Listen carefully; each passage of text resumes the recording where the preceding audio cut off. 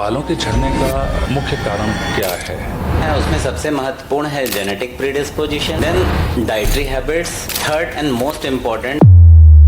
कितने बालों का गिरना सामान्य है? अब प्रॉब्लम शुरू हो गई है और अब हमें एक्सपर्ट की जरूरत है। बाल हमारे पतले हो रहे हैं, वॉल्यूम कम हो रहा है। क्या ये दोनों एक हैं या अलग है? रोजाना सिर में तेल लगाने से बालों का झड़ना कम होता है। हमें ये समझना है कि बाल जो हम सर पे देख रहे हैं ये बेसिकली डेड है। तो सबसे बड़ा मिथ जो मैं आप लोग के साथ शेयर करना चाहता हूँ वो ये है कि home remedies can not reverse the baldness. ऐसे कौन से 3 लक्षण हैं या चेतावनी संकेत हैं महिलाओं को अपने रूप, अपने सौंदर्य की थोड़ी सी फिक्र ज्यादा होती है, वो मरीज अपने साथ जब डॉक्टर के पास आए तो कौन कौन सी जानकारी लेकर आए? तो जो भी आपका पहले ट्रीटमेंट चला है या जो आप ट्रीटमेंट कर रहे हैं, ले रहे हैं, आपको उसकी पूरी जानकारी होनी चाहिए। पहली बात तो किसी भी व्यक्ति को खुद डॉक्टर बनने की कोशिश नहीं करनी चाहिए। नमस्कार, मैं अजीत लेकर आया हूं एक नया एपिसोड अपनी इस पॉडकास्ट की अनोखी श्रृंखला का, जिसका नाम है clear it out, an educational initiative by Kenexa life sciences. अपनी इस पॉडकास्ट की, अपनी इन चर्चाओं की यात्रा के दौरान आज मैं आ पहुंचा हूं लखनऊ शहर। हमारी आज की अतिथि एक बहुत ही जानी मानी हस्ती हैं प्लास्टिक सर्जरी के क्षेत्र में लखनऊ शहर में, डॉक्टर नीरज उपाध्याय, जो कि लखनऊ शहर के बहुत ही जाने माने प्लास्टिक एंड कॉस्मेटिक सर्जन होने के साथ साथ हेयर ट्रांसप्लांट एक्सपर्ट भी हैं। आइए मिलें डॉक्टर नीरज उपाध्याय से, करें उनका स्वागत और जानें आज के विषय की गहराई। सर, सबसे पहले आपका स्वागत। नमस्कार सर, मैं doctor Neeraj Upadhyay, plastic cosmetic surgeon. हम पिछले 5 साल से अपनी प्रैक्टिस यहाँ लखनऊ प्लास्टिक सर्जरी क्लिनिक में कर रहे हैं और बहुत अच्छा लगा आप लोगों से मिलकर। सबसे पहले तो सर आपका आभार, आपने अपना कीमती समय आज का दिया हमारी इस चर्चा के लिए। हम वाकई खुशनसीब हैं कि आपके जैसे सीनियर एक्सपर्ट डॉक्टर्स अपना समय निकाल करके विषय की गहराई समझाने के लिए, आम जनता से इन विषयों के बारे में जो जानकारी है वो साझा करने के लिए हमारे साथ आते हैं। Thank you so much. तो आज की इस चर्चा को प्रारंभ सर सबसे पहले बेसिक से करते हैं जी। आपके जीवन में सर प्लास्टिक सर्जरी और कॉस्मेटिक सर्जरी का कैसे आना हुआ? बचपन से ही मुझे जैसे क्या होता था कि कुछ प्रॉब्लम आती थी, कोई चीज़ टूटी फूटी होती थी तो उसको जोड़ने में बड़ा मज़ा आता था जी। तो जब मैंने जनरल सर्जरी ज्वाइन की तो वहाँ देखता था कि सबसे क्रिएटिव काम जो होता है वो प्लास्टिक सर्जन्स करते थे। तो इसलिए मेरा इंटरेस्ट प्लास्टिक सर्जरी में डेवलप हुआ, क्योंकि मेरा ग्रेजुएशन और मास्टर्स KGMC में हुआ। वहाँ पे ट्रॉमा सेंटर में हम लोग ने एक अच्छा समय बिताया और वहाँ पे बहुत कुछ सीखने को मिला हमें। तो प्लास्टिक सर्जरी के साथ ये हेयर ट्रांसप्लांट का अचानक कैसे मर्जिंग हुआ सर? ये विचार कहाँ से? हेयर ट्रांसप्लांट हम लोग प्लास्टिक सर्जरी के कोर्स में, टेन्योर में करते रहते थे और एक जो ड्रास्टिक चेंज मरीज में देखने को मिलता था या कहीं पेशेंट में मिलता था तो उसकी जो खुशी होती थी वो हमेशा मोटिवेट करती थी। तो धीरे धीरे धीरे धीरे मरीजों ने मुझे बना दिया एक्सपर्ट। तो जैसे एज अ प्लास्टिक सर्जन तो यकीनन आपका शेड्यूल बहुत बिजी रहता होगा, क्योंकि वो बहुत बारीक काम है। As a hair transplant expert अगर मैं पूछूं तो आपका हफ्ता कैसा गुजरता है सर? कितने पेशेंट आ जाते होंगे और किस तरह की प्रॉब्लम्स वो लेकर के आते हैं आप? सर बात करें, लगभग हर दूसरा मरीज जो है हेयर प्रॉब्लम्स के साथ हमारे पास OPD में मिलता है जी। और हेयर ट्रांसप्लांट बहुत बहुत बहुत कॉमन होता जा रहा है आजकल की। मेरे ख्याल से समय की जो पोल्यूशन वगैरह की प्रॉब्लम्स हैं उनसे लोग फेस करते हैं इस प्रॉब्लम को और फिर आपके पास उनका आना होता है। बिल्कुल। आपसे किसी मरीज ने सर अपने बालों के संदर्भ में, ये हेयर फॉल या फिर इस तरह के जो बालों की समस्या रही हो, किसी मरीज ने कोई ऐसी अनोखी अजूबा जैसी बात कही हो जो आपको याद हो, कोई ऐसा किस्सा वाकया? बिल्कुल, रोज मिलते हैं और रोज नई नई जानकारी मिलती हैं। और जो सबसे कॉमन आजकल हमारे पास आते हैं, लोग कहते हैं कि सर पिछले 2 महीने से मैं प्याज का रस लगा रहा हूँ पर अभी कोई फायदा मिल नहीं रहा है। तो ये एक मिथ है बहुत बड़ा। बिल्कुल। कमाल। अगर आसान शब्दों में कहा जाए जी, बिल्कुल लेमैन लैंग्वेज अगर हम बात करें तो बालों के झड़ने का मुख्य कारण क्या है? ऐसा क्या होता है हमारे सिर के अंदर, हमारी स्कैल्प में, खोपड़ी में, जिससे ये प्रॉब्लम शुरू होती है असल में? सर बालों की अगर बात करें हम तो बालों के गिरने के जो प्रमुख कारण हैं उसमें सबसे महत्वपूर्ण है genetic predisposition, then dietary habits और third and most important is stressful lifestyle. वाकई आजकल के वर्तमान युग में लोग इतने भागम भाग में हैं कि तनाव किसी न किसी प्रकार का वो अपने साथ कैरी करते ही हैं। बिल्कुल। और उन्हें अंदाजा नहीं होता इस चीज़ का कि वो तनाव असल में उनकी हेयर फॉल की एक रूट कॉज है। बिल्कुल। तो एक आम धारणा है सर, मेरे साथ भी ऐसा होता है, और बचपन में माँ कहा करती थी कि थोड़े बहुत बाल तो गिरते ही गिरते हैं इंसान के। कितने बालों का गिरना सामान्य है? सर जैसे अगर कहें 50 से 100 बाल तक अगर रोज गिर रहा है तो उससे हमें कोई दिक्कत नहीं है, यह नॉर्मल है। और प्रॉब्लम कहाँ से मानी जाए कि हाँ अब प्रॉब्लम शुरू हो गई है और अब हमें एक्सपर्ट की ज़रूरत है? बिल्कुल, अगर इससे ज़्यादा बाल गिर रहे हैं या हमें लग रहा है रोज़ हमारे बाल तकिया में, कंघी में, इन सब जगह पे हमें दिख रहे हैं, बाल हमारे पतले हो रहे हैं, वॉल्यूम कम हो रहा है, स्कैल्प की विजिबिलिटी बढ़ गई है, तो ये वो समय है जिस समय आपको एक एक्सपर्ट और कंसल्टेंट की ज़रूरत पड़ती है अपने बालों के नुकसान के लिए। एक प्लास्टिक सर्जन के रूप में सर, बालों का झड़ना आप अलग दृष्टिकोण से देखते होंगे आम इंसान से, जाहिर सी बात है। तो अगर मैं बात करूं भारत देश की, और भारत में भी चूंकि हम लखनऊ शहर में आज बात कर रहे हैं, तो उत्तर प्रदेश के जो हमारे जनमानस हैं, हमारे बंधुगण हैं, उनकी जो बाल झड़ने की समस्या है, उनके प्रमुख कारण आपके विचार से कौन से हैं? सर यही 3 कारण जो हम लोग ने बात किया है, चाहे वो जेनेटिक हो, चाहे डाइटरी हो, चाहे स्ट्रेसफुल लाइफ स्टाइल हो, यही कॉमन है। बट हमारे पास क्या है कि एक चंक है जो एफ्लुएंट लोगों का है, और उसमें हम देखते हैं जो मोस्ट कॉमन कॉज है, सबके साथ कोई ना कोई हमें एक इंसिडेंस ऐसा मिलता है जिसमें वो तनाव में है, स्ट्रेस में है, और बहुत बार ये होता है कि वो खुद भी नहीं आइडेंटिफाई कर पाते हैं कि वो तनाव में हैं। जब उनसे 5 मिनट 10 मिनट हम लोग बात करते हैं, उनकी चीज़ों के बारे में पूछते हैं, उनकी फैमिली हिस्ट्री के बारे में पूछते हैं, उनके काम के बारे में पूछते हैं, रूटीन के बारे में पूछते हैं, तो पता चलता है कि वो कहीं ना कहीं तनाव या स्ट्रेस से गुजर रहे हैं। बिल्कुल। और किसी भी चीज़ के 2 हिस्से होते हैं, एक तो टेम्परेरी, परमानेंट जिसको हम कहते हैं। बालों का झड़ना, ये तो हम टेम्परेरी प्रॉब्लम मान सकते हैं, सीजनल भी हो सकता है या फिर खान पान में कमी के कारण। और एक है बालों का गिरना। क्या ये दोनों एक हैं या अलग हैं? ये दोनों सर अलग होते हैं। हेयर फॉल जो है या हेयर शेडिंग जिसे हम कहते हैं, ये नॉर्मल है, ये रूटीन है, या कम ज़्यादा हो सकता है, या टेम्परेरी है, ट्रांजिएंट है, और ये वापस हो जाता है, रिवर्स हो जाता है। बट जब हम बात करते हैं हेयर लॉस की, तो यह ग्रेजुअली धीरे धीरे हमारे बालों को पतला करता है, जिसे हम मिनिएचराइजेशन कहते हैं, और उसके बाद एक स्थिति आती है कि बालों के पोर्स जो हैं वो बंद हो जाते हैं, जो परमानेंट लॉस है, जहाँ पे हमें ज़रूरत पड़ती है ट्रांसप्लांट की। तो इन दोनों को हमें अलग अलग समझना पड़ता है। तो बालों का झड़ना अलग है और बालों का असल में गिरना अलग है। जी जी।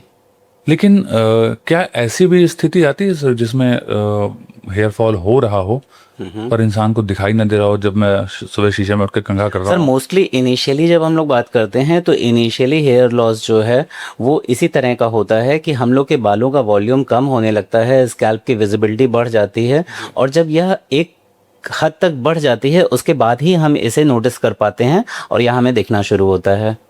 एक छोटा सा रैपिड फायर राउंड हो जाए sir. Sure. Myth buster. Sure. है ना, जो हमारे सोसाइटी में आम लोगों में कुछ गलत धारणाएं जी कुछ पीढ़ियों से चली आ रही हैं और कुछ भ्रम जो होते हैं उन्होंने पैदा कर दी हैं। बिल्कुल। भ्रांतियां। तो आइए उनको थोड़ा सा तोड़ते हैं। श्योर।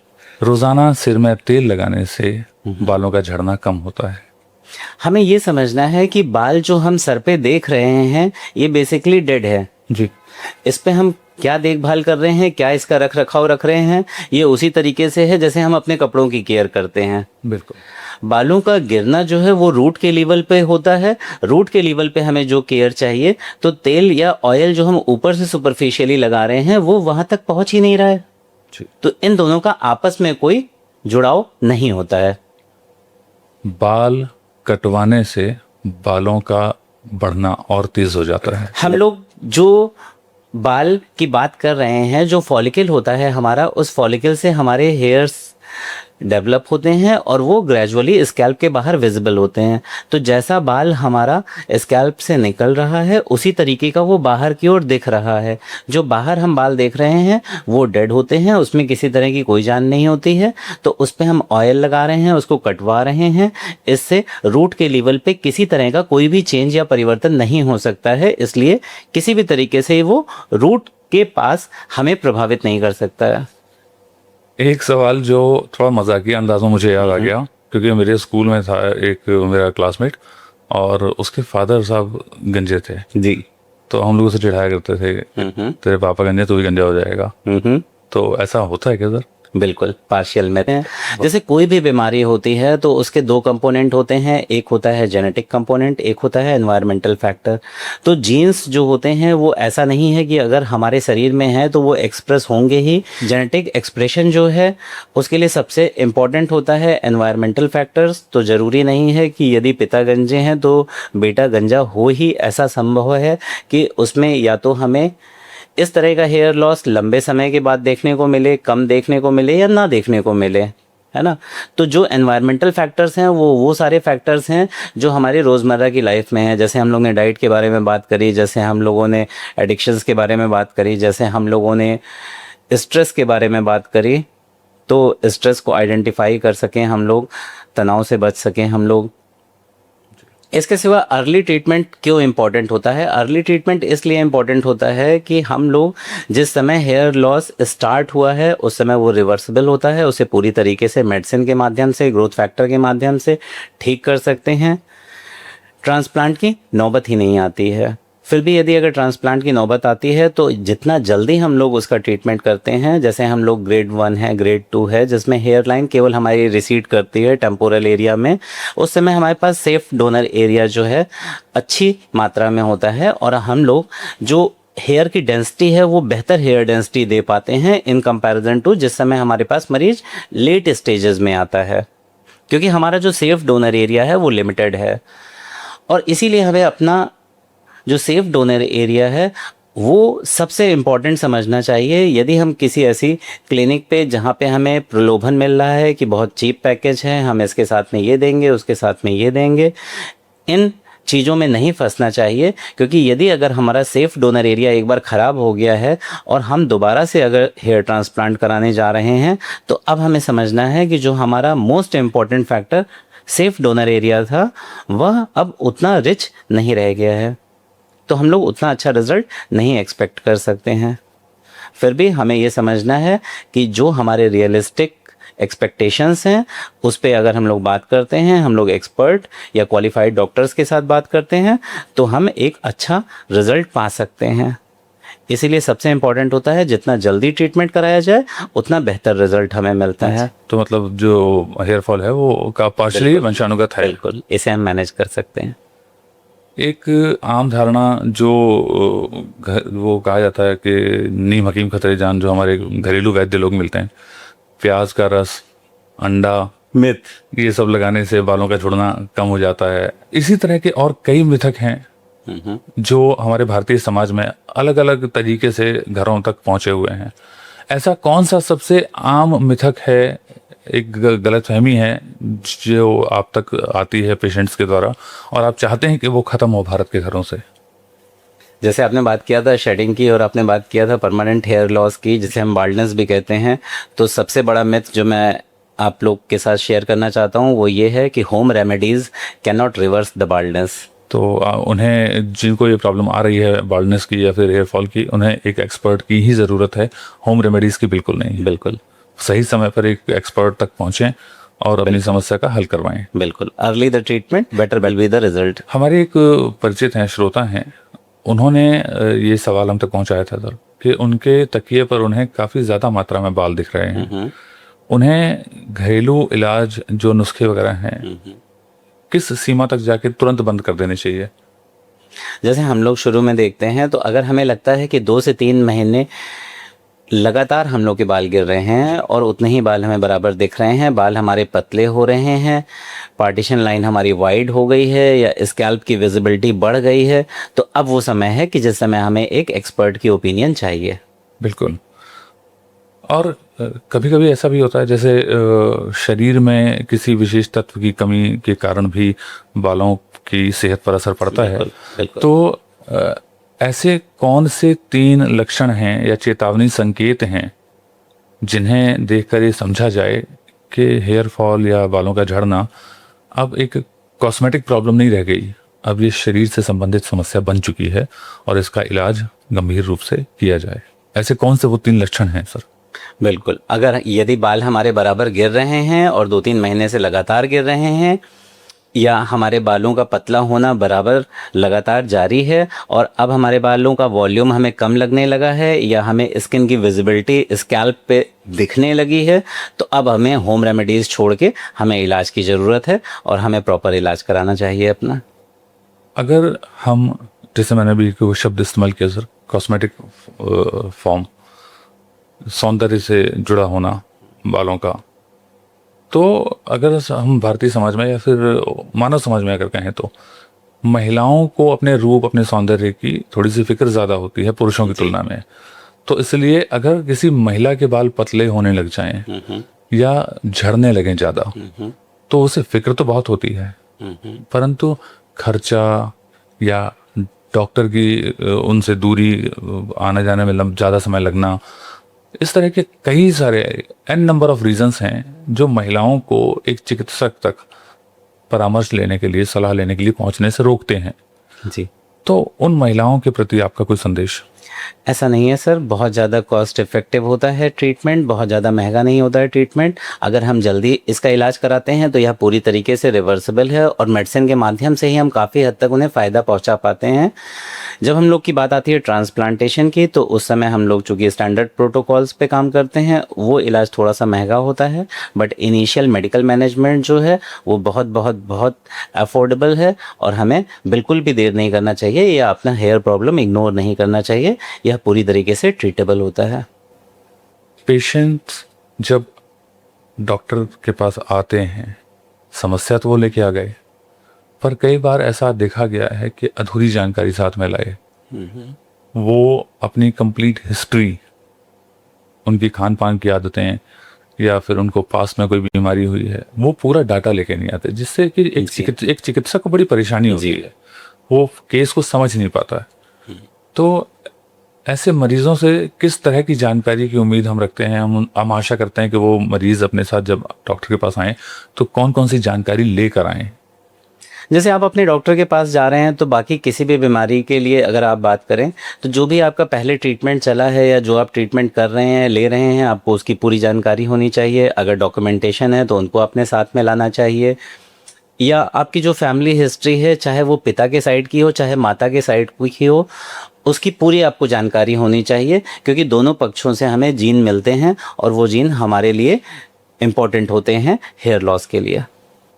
अगर किसी व्यक्ति को सर संदेह लग रहा है स्वतः, पहली बात तो किसी भी व्यक्ति को खुद डॉक्टर बनने की कोशिश नहीं करनी चाहिए। जाहिर सी बात है, वो एक्सपर्ट्स हैं दुनिया में, तो उनके पास आए। पर फिर भी अगर किसी व्यक्ति को संदेह है कि किसी खास तत्व की कमी से या किसी खास शारीरिक परेशानी के कारण उसे हेयर फॉल की प्रॉब्लम हो रही है, बाल उसके झड़ रहे हैं, तो प्रिलिमिनरी इन्वेस्टिगेशन के तौर पे उन्हें अपने शरीर में कौन से ऐसे कमियां जिनके टेस्ट वो करवा सकते हैं, कौन से ब्लड टेस्ट वगैरह? सर, रूटीन इन्वेस्टिगेशन जो हम लोग करवाते हैं अपने हेयर लॉस के पेशेंट में, या जो भी पेशेंट हमारे पास हेयर की प्रॉब्लम के साथ आया है, तो हम लोग एक तो सीबीसी कराते हैं, आयरन कराते हैं, विटामिन डी कराते हैं, विटामिन B12 और थायराइड टेस्ट करवाते हैं। देखिए, यहाँ तक rapid fire kind of round तो हुआ, बड़ी हमने तेज़ी से काफ़ी सारे सवाल दाग दिए सर के ऊपर। ये सर का पेशेंस था कि उन्होंने हर सवाल को एलैबोरेट करके आप तक पहुँचाया। अब सवालों से बाहर जाके थोड़ा तकनीकी गहराई में जाते हैं और जानकारी लेते हैं चिकित्सा के जो प्रोसीजर्स हैं, जो ट्रीटमेंट के प्रोसीजर्स हैं, उनके बारे में। आइए कुछ ऐसे सवाल भी जानते हैं सर से। तो सर, किसी भी उपचार की जो प्रक्रिया है, थोड़ा सा हमें डिटेल में समझाएं। जो हेयर लॉस से रिलेटेड हमारा ट्रीटमेंट होता है किसी पेशेंट का, उसका जो प्रोसीजर है, थोड़ा सा हमें अगर आप विस्तार से समझा सकें। जैसे हम लोग की अप्रोच क्या होती है कि हमारे पास कोई भी प्रॉब्लम लेके आया है हेयर से रिलेटेड, तो हम लोग पहले मरीज से बात करते हैं, उसका जेनेटिक बैकग्राउंड जानने की कोशिश करते हैं, पिता के तरफ का, माता के तरफ का। उसके बाद हम उसकी डाइट के बारे में जानने की कोशिश करते हैं। कुछ लोग माइग्रेटेड हैं, बाहर का खाना खा रहे हैं ग्रेजुअली, रोज, उसे हम चेंज करने के लिए बोलते हैं। डाइट के बाद आता है मेडिसिन का रोल। अगर इन दोनों चीज़ों के बाद हमें ज़रूरत पड़ती है तो फिर हम मेडिसिन यूज़ करते हैं। उसके बाद कुछ ग्रोथ फैक्टर्स की बात करते हैं। ग्रोथ फैक्टर्स आज की तारीख में बहुत प्रभावशाली टूल है हमारे पास। ग्रोथ फैक्टर हम लोग PRP GFC के तरीके से यूज़ करते हैं। और लास्टली अगर डिले है, पोर हमारा बंद हो चुका है, तो फिर वहाँ पे हमें हेयर ट्रांसप्लांट की ज़रूरत पड़ती है। हेयर ट्रांसप्लांट जी आपके इस उत्तर से ही मेरा अगला प्रश्न जुड़ा हुआ है सर। जी। मैंने निजी तौर पर अपने कई परिचितों को देखा है कि उन्होंने हेयर ट्रांसप्लांट करवाया, पर कुछ परसेंट जो मनुष्य हैं हमारे समाज के, उनके शरीर पर वो चीज़ टिकी नहीं, उनके ऊपर प्रभावी नहीं रही। तो किस व्यक्ति को, किस प्रकार के व्यक्ति को हेयर ट्रांसप्लांट सूट करता है, किस प्रकार के व्यक्ति को नहीं, कुछ ऐसा डिवाइडेशन है सर? सर ऐसा कुछ नहीं है। हेयर ट्रांसप्लांट हर मरीज को सूट करता है और हर एज में हम लोग कर सकते हैं। जैसे हमारे पास पेशेंट इवन 60 ईयर की एज के भी आए हैं जिन्हें हमने हेयर ट्रांसप्लांट किया है, और उसमें वह 100% सफलतापूर्वक हम लोग ने किया है, सक्सेस रहता है। हम लोग को बस केवल ये ध्यान देना है कि जो भी पेशेंट या जो भी व्यक्ति करा रहा है वो फिजियोलॉजिकली फिट होना चाहिए। हम लोग प्राइमरी इन्वेस्टिगेशंस कराते हैं और उसके बाद हम लोग, यदि कोई ज़रूरत होती है या असिस्टेंस की ज़रूरत होती है, तो हमारे पास एक्सपर्ट टीम रहती है जो अगर कोई और बीमारी जिससे वह ग्रसित है तो उसे भी डील करते हैं साइमल्टेनियसली। बिल्कुल ठीक सर। एक बड़ा ही कॉमन वर्ड सुनने के लिए मिलता है हेयर ट्रांसप्लांट या फिर बालों की झड़ने की समस्याओं के इलाज के संदर्भ में, PRP। जी। ये वाकई इफेक्टिव है सर, या फिर ये कहीं ना कहीं, ये कहीं या फिर इसकी सफलता कहीं ना कहीं मरीज पर भी निर्भर करती है? नहीं सर, PRP इफेक्टिव होता है, बहुत इफेक्टिव होता है, जिसका फ़ायदा हम लोग को 3 से 4 महीने में दिखने लगता है और साल भर में हमें एक विजिबल डिफरेंस जो है वो दिखता है। अगर बालों के झड़ने का ट्रीटमेंट हो रहा है और मरीज उसके लिए सहमति देता है, तो उससे पहले मरीज को क्या क्या जानना चाहिए? सबसे बड़ी चीज़ है कि मरीज को डॉक्टर जिसे वो चूज़ कर रहा है उसका क्वालिफिकेशन जानना चाहिए। जिस क्लिनिक पे वो सर्जरी कराने चाह रहा है उस क्लिनिक के बारे में जानना चाहिए, क्योंकि सबसे इम्पॉर्टेंट है आपका डॉक्टर जो क्वालिफाइड होना चाहिए, आपकी क्लिनिक जो वेल इक्विप्ड होनी चाहिए किसी भी इमरजेंसी को टैकल करने के लिए, क्योंकि यह सर्जरी है, लंबी सर्जरी है और इसमें समस्याएँ जो आ सकती हैं उसके लिए क्लिनिक और डॉक्टर इक्विप्ड होना चाहिए। क्या किसी क्लिनिक या डॉक्टर के ऐसे कोई संकेत हैं जिनसे मरीज को वाकई सावधान रहने की ज़रूरत होती है सर? अच्छा सवाल है।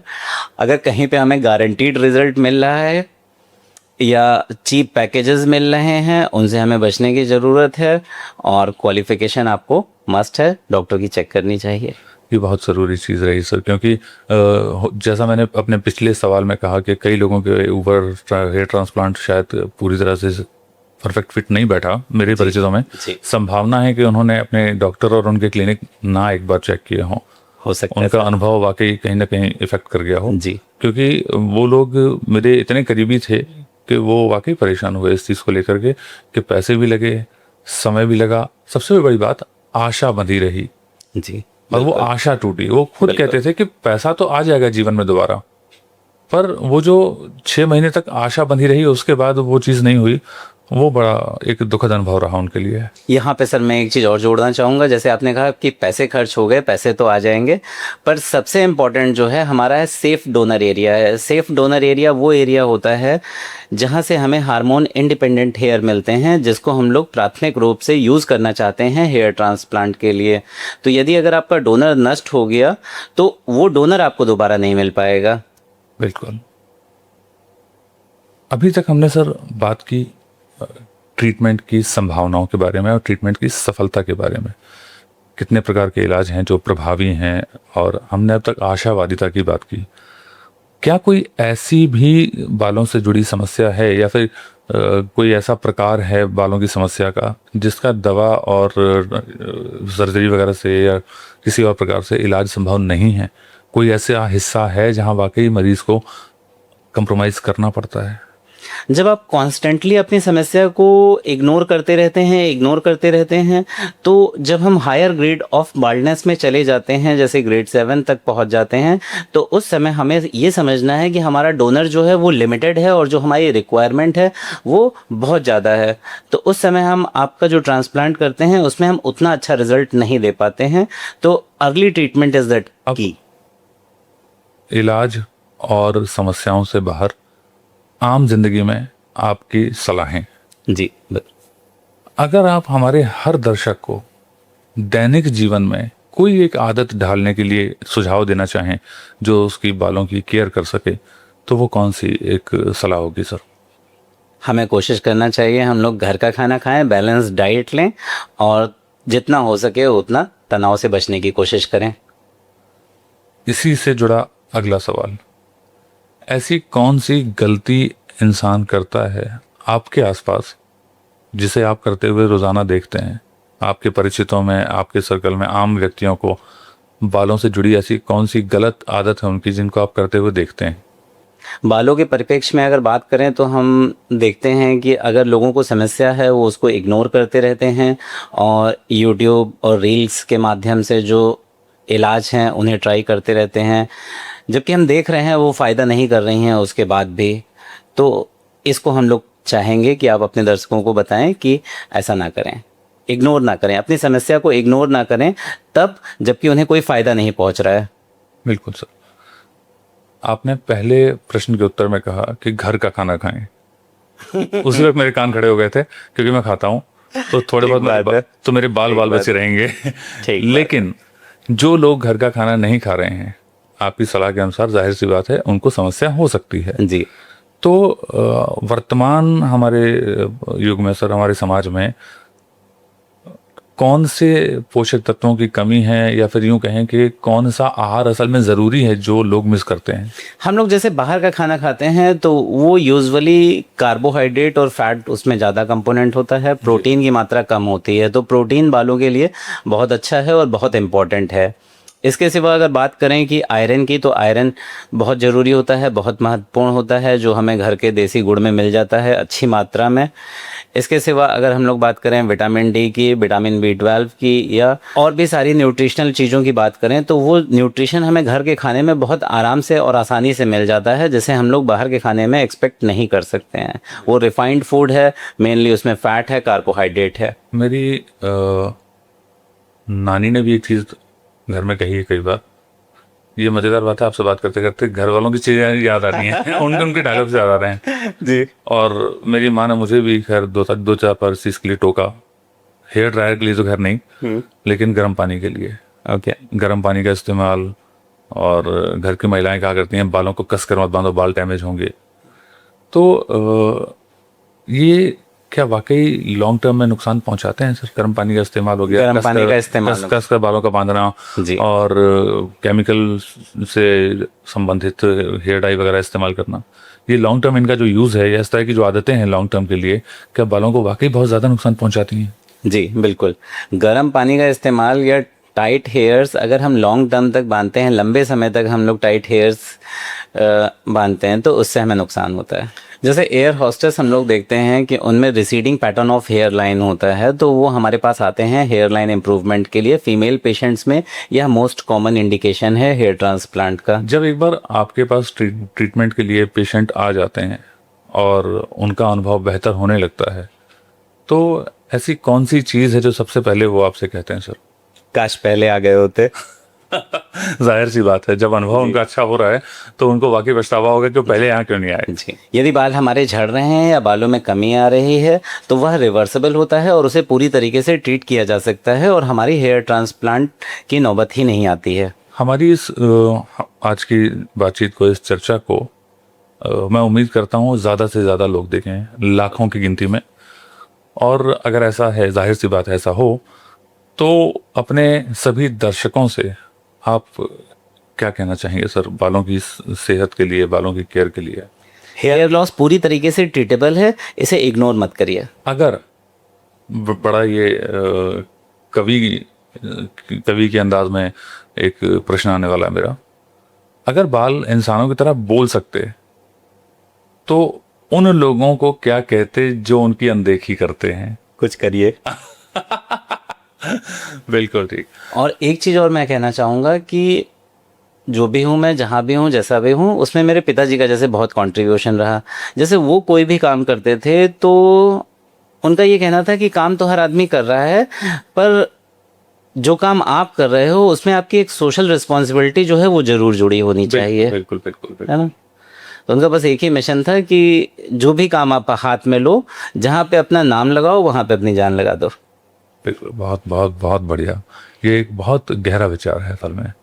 एक पिता होने के नाते अगर वो अपने संतान को एजुकेशन और संपत्ति के साथ साथ आदर्शवाद देकर जा रहे हैं, तो असल में वो कंप्लीट पैकेज देकर जा रहे हैं जीवन का। बस उनसे सीखने को मुझे यही मिला कि जैसे वो कोई भी काम करते थे, कोई भी काम वो कर रहे हैं, चाहे जितना छोटे से छोटा घरेलू काम हो, वो उनके प्रोफेशन से जुड़ा हुआ काम हो या किसी भी तरह का काम हो, उसको थॉटफुली, प्रिसीजन के साथ, परफेक्शन के साथ जितना भी वो एफर्ट लगा सकते थे उस समय में वो लगाते थे। आज की जो हमारी ये चर्चा रही है समस्याओं और समाधानों से तो संबंधित रही, पर एक निजी प्रश्न मेरा आपकी ओर सर। जी। जब मैं यहाँ आया और इस चर्चा के बारे में हमारी बातचीत हुई और इस सेटअप को इम्प्लीमेंट करने से पहले मैंने आपसे आग्रह किया था कि मैं एक बार आपका क्लिनिक देखना चाहूँगा। आपने जितनी गहराई से मुझे क्लिनिक दिखाया और मैं देखता चला गया, मैं हैरान था कि इसमें आपके इस क्लिनिक में सिर्फ इलाज का प्रावधान नहीं है, शिक्षा का प्रावधान है। आपने अपना एक अलग हिस्सा अपने क्लिनिक का जो है वो एजुकेशन के पर्पज से भी बिल्ड किया हुआ है, उसको बनाया है, उसका निर्माण किया है। इस प्रकार की सोच के पीछे विचार क्या था सर? ये मैंने पहली बार असल में देखा है। मैं हैरान हूँ, किसी भी क्लिनिकल ऑर्गेनाइजेशन में या इंस्टीट्यूशन में या कहीं भी जहाँ शारीरिक समस्याओं का इलाज होता हो, समाधान होता हो, वहाँ उनके बारे में जानकारी बांटी जाए, शेयर की जाए, ये पहली बार देख रहा हूँ। तो मेरे मन में जिज्ञासा बहुत पहले से थी। प्लीज़ अपने विचार बताएं सर उसके बारे में।